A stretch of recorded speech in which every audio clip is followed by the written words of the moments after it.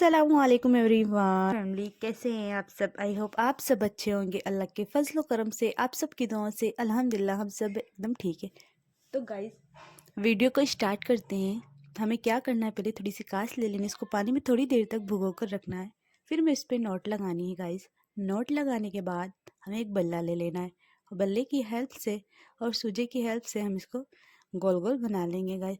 तो जो लोग मेरे यूट्यूब चैनल पर न्यू हैं वो हमारे चैनल को सब्सक्राइब कर दीजिएगा, साथ साथ बेल आइकन भी हिट कर दीजिएगा, जिससे मैं कोई भी वीडियो अपलोड करूँ तो सबसे पहले उसका नोटिफिकेशन आप तक पहुँचे।